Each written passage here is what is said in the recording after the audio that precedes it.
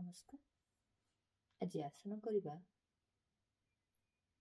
ଶଶକାସନ, ଯାହାକି ବହୁତ ବ୍ୟକ୍ତିଙ୍କୁ ଚିଡ଼ିଚିଡ଼ି ଲାଗିଥାଏ, ବିଭିନ୍ନ ପ୍ରକାର ସମସ୍ୟା ଥାଏ, ବିପି ସବୁବେଳେ ହାଇ ରହିଥାଏ। ସେହି ସବୁ ସମସ୍ୟାର ସମାଧାନ ପାଇଁ ଆମେ କରିବା ଶଶକାସନ। କିପରି ଭାବରେ କରିବା? ପ୍ରଥମେ ବସିଯିବା ଏହିପରି ଭାବରେ ବଜ୍ରାସନରେ। ପ୍ରଥମେ ଡାହାଣ ଗୋଡ଼କୁ ଭାଙ୍ଗିଦେବା, ତାପରେ ବାମ ଗୋଡ଼କୁ ଭାଙ୍ଗିଦେବା, ବଜ୍ରାସନରେ ବସିଯିବା। ବଜ୍ରାସନ ବସିବା ଦ୍ୱାରା ଏହିପରି ଭାବରେ ରହିଥାଏ, ଏଠି ବୁଢ଼ାମୁଢ଼ି ମିଶିକି ରହିଥାଏ। ଏହିପରି ଭାବରେ ବସିପାରିବା। କରିବା ଶଶକାସନ। ଶ୍ୱାସ ନେଇ ପଛକୁ ଯିବା, ଶ୍ୱାସ ଛାଡ଼ି ଆଗକୁ, ହାତ ପାପୁଲି କହୁଣି କପାଳ ଭୂମି ଉପରେ।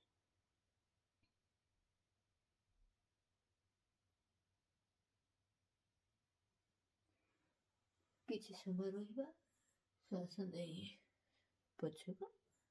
ଏହିପରି ଆମେ 2-3 ଥର 4 ଥର କରିପାରିବା, ଯାହାକି ଆମର ପିଠିର ସମସ୍ୟା ଦୂର ହୋଇଥାଏ, କାନ୍ଦ ବଥା ଦୂର ହୋଇଥାଏ, ତା ସହିତ ଚିଡ଼ଚିଡ଼ ଭାବ ଦୂର ହୋଇଥାଏ, ଆପଣଙ୍କର ମନ ଶାନ୍ତ ରହିଥାଏ, ବିପି ନର୍ମାଲ ରହିଥାଏ। ତାହେଲେ ଆଉ ଥରେ କରିବା ଆମେ ଶଶକାସନ। ଶ୍ୱାସ ନେଇ ପଛକୁ ଯିବା,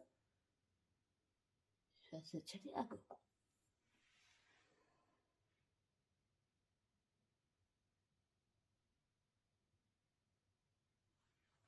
ଆଉ ଥରେ